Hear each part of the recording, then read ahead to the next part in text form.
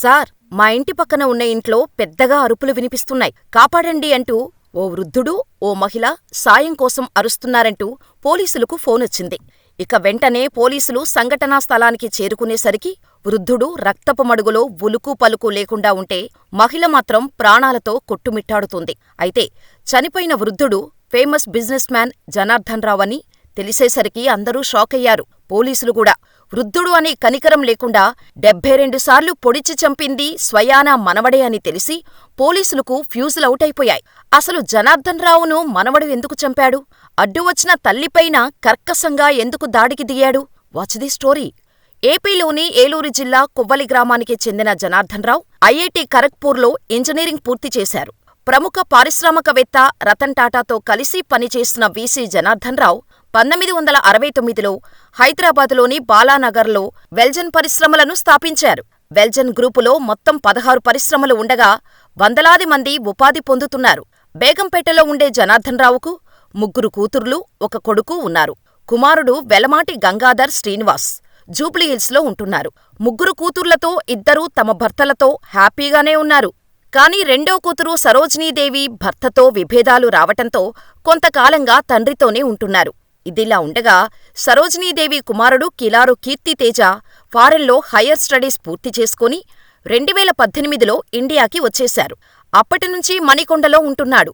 అయితే గత కొన్ని రోజులుగా ఆస్తి, హోదా, వ్యాపారాల్లో గుర్తింపు విషయాల్లో కీర్తితేజ తాత, తల్లితో గొడవ పడుతున్నాడు.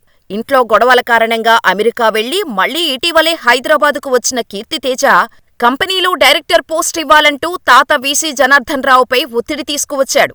అయితే కీర్తితేజ డ్రగ్స్కు బానిస కావటంతో అతనికి పోస్ట్ ఇవ్వటానికి ఒప్పుకోలేదు.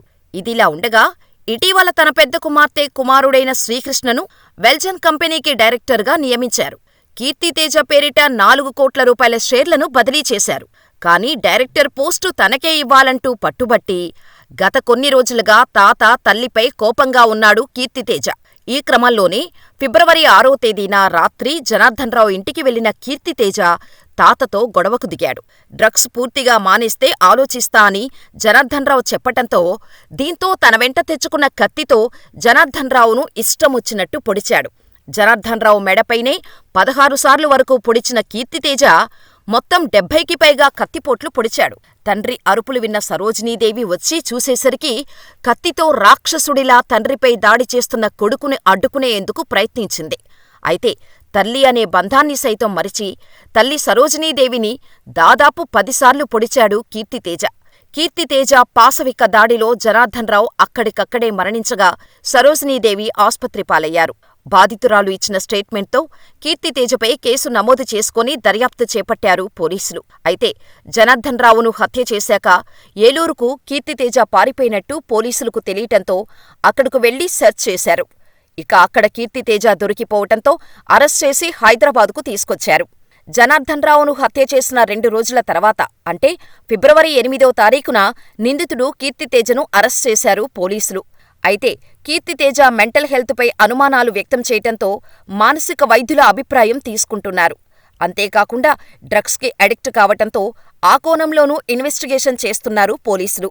అయితే కీర్తితేజ 2024 జూన్లో సోమాజిగూడ పార్క్ హోటల్లో పిటా కేసులో పోలీసులకు దొరికిపోయాడు. ఓ పక్క డ్రగ్స్, మెంటల్లీ స్టేబుల్గా ఉండకపోవటం, కేసుల కారణంగా కుటుంబం పరువు తీస్తున్నాడని జనార్దన్ రావు బాధపడేవాడు. ఎలాగైనా మనవడిలో మార్పు తేవాలని అనుకున్నాడు. కాని అదే మనవడి చేతిలో దారుణంగా హత్యకు గురయ్యాడు. మరి కీర్తితేజ లాంటి వారికి ఎటువంటి శిక్ష వేయాలని మీరనుకుంటున్నారో మాకు కామెంట్ చేయండి.